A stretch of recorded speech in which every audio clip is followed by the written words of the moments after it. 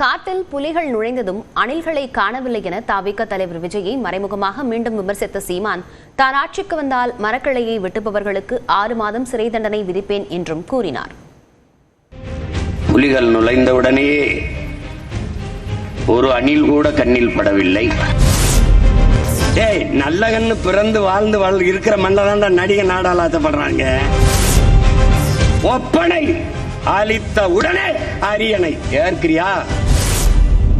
2026ஆம் ஆண்டு சட்டமன்ற தேர்தலுக்கு சில மாதங்கள் உள்ள நிலையில் நாம் தமிழர் தலைமை ஒருங்கிணைப்பாளர் சீமான் கடந்த ஜூலை மாதம் மதுரையில் ஆடு மாடுகள் மாநாடு நடத்தினார்.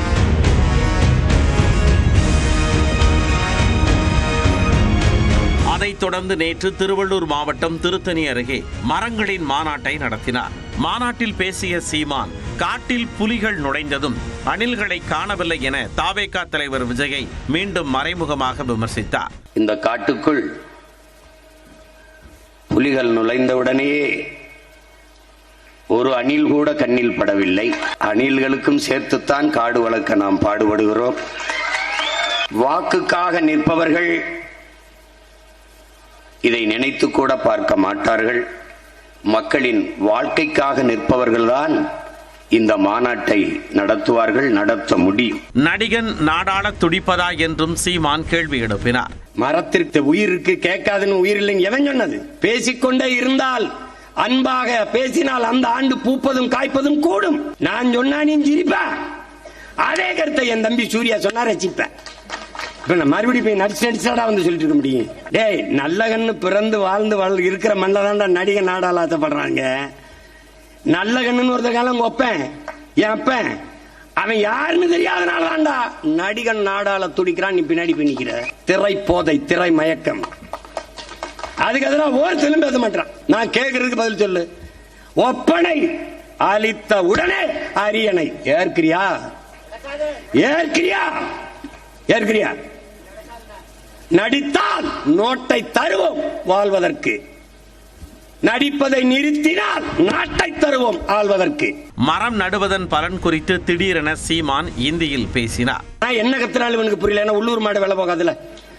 ஒருவேளை இதையே இதர் மே ஷாட் மே ஹே இந்தியா ஸ்வச்சத த்ரீஸ் வேனா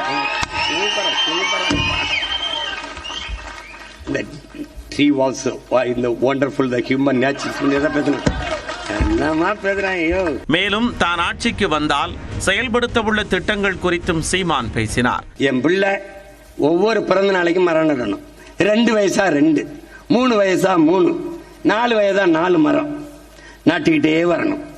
அதுல பள்ளிக்கூடத்தில் படிக்கிற என் பிள்ளை மாணவ பிள்ளை 10 மரம் நட்டான்னா, 10 மரம் நட்டு காட்டிட்டான்னா அவனுக்கு தேர்வுல 10 மதிப்பெண்கள். 100 மரங்களை நட்டு வளர்ந்துட்டான்னா அவன் சிறந்த தமிழ் தேசிய குடிமகன் விருது. அந்த சான்றிதழை வச்சுக்கணும். எதுக்கு? வேலை வாய்ப்புல முன்னுரிமை. 100 மரம் என்றால் அதற்கு ஊக்கத்தொகை, பாராட்டுத் தொகை. 500 மரம் என்றால் அதற்கு, 1000 மரம் என்றால் அதற்கு. சொந்த வீட்டு மரமா இருந்தாலும் என்னை கேட்காமல் நீ வெட்டக்கூடாது.